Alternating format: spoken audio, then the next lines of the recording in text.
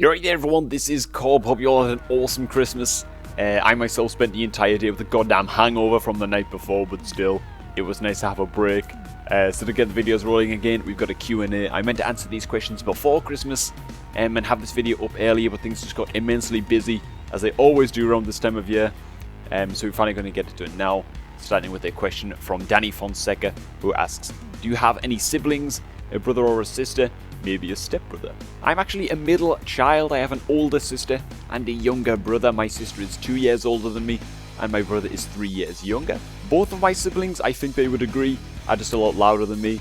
They're more open and more confident. It might be hard for you guys to imagine me being a quiet guy, but I usually am. When I'm surrounded by friends and family, I will obviously shout to be heard and just kind of not give a damn, like when I'm recording videos, for example. But if I'm not with friends or family, I think a lot of you guys will be very surprised by just how quiet I am. When I was a kid, I was more close to my sister, but as soon as my brother came about, we were pretty much always together. You know, we trust each other with anything. I think we still do. We get into trouble together, smashing my mother's ornaments, playing indoor football and stuff like that. And obviously, because I was the big brother, I would beat him up at any opportunity, which I personally don't think I can be blamed for. I kind of saw that as a brotherly duty, but now he's a little bit bigger than me, so fuck that shit. He'd actually have a small chance of kicking my ass. And that just isn't worth the risk. Overall though, my siblings are much more practical people than me. They're a lot more hands-on, and I don't want to sound like a pompous old fart or something, but I think I'm just more of an academic kind of guy. I like philosophy and writing and video editing. My sister does a little bit of writing herself, but my brother at least is more of a manual worker. He works behind a bar right now, while also working his way through a plumbing course. Soren Anderson says, most OP classes in WoD 1, 2, 3 and go. Red Paladin, Feral Druid, and Hunter. Now I guess I should explain, these are just the first three that came to my mind. Red Paladins, because not only is their damage juicily good, but their utility is extremely strong as well. Their 2-set PvP bonus reduces the effectiveness of crowd control effects on them, while they have wings up by 25%, or at least I think it's 25%.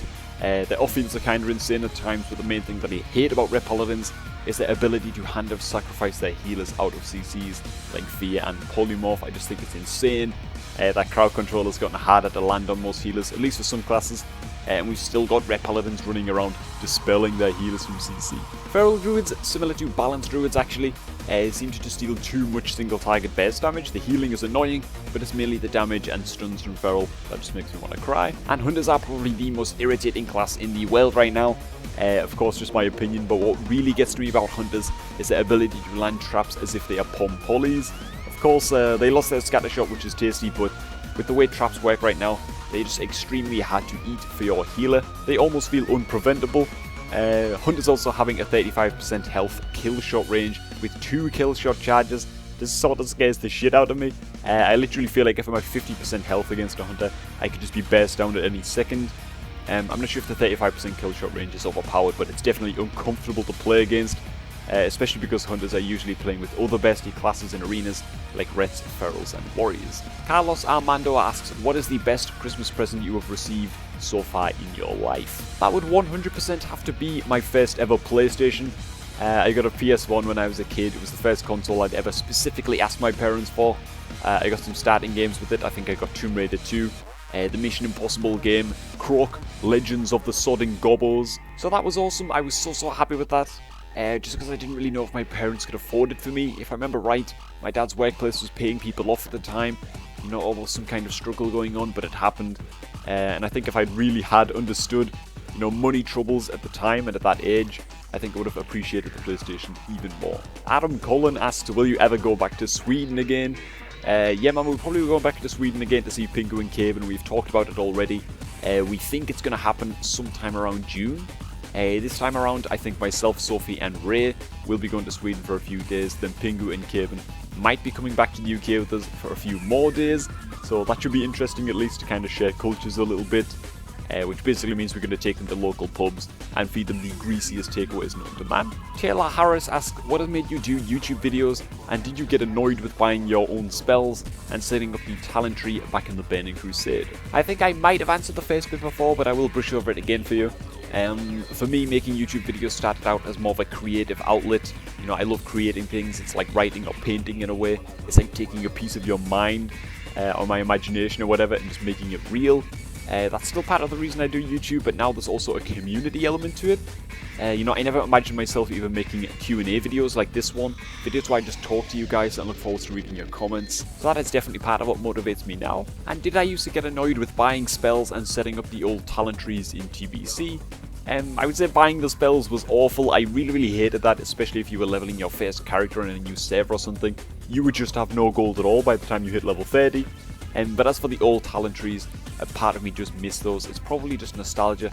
But no, they definitely didn't annoy me, and looking at it now, I'm still not convinced that the new talent trees or talent tiers are really much better. We've still got cookie cutter builds all over the place, just like we did with the old talent trees.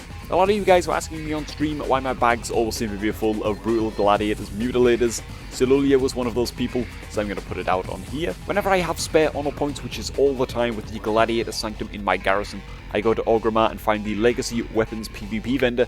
Pretty easy to find, just in the room with all of the other PvP vendors. We then buy as many brutal gladiators, mutilators as we can. Each mutilator costs 105 honor points and can be sold for 16 gold to a vendor once the return timer has expired. We are earning honor points now all the time for doing sod all, and quite a few times I found myself at the 4k honor cap without even really trying, and if you spend your full honor cap on mutilators, you can actually make over 600 gold. It's not a massive amount of gold to rake in, obviously, but I've been fully capped now with nothing else to spend my honor points on quite a few times.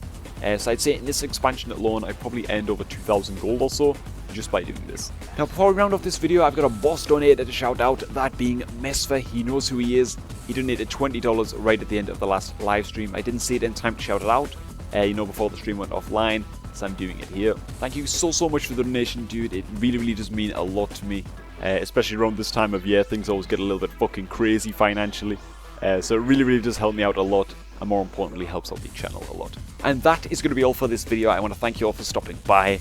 I really hope you all had a Merry Christmas and that you enjoyed this video.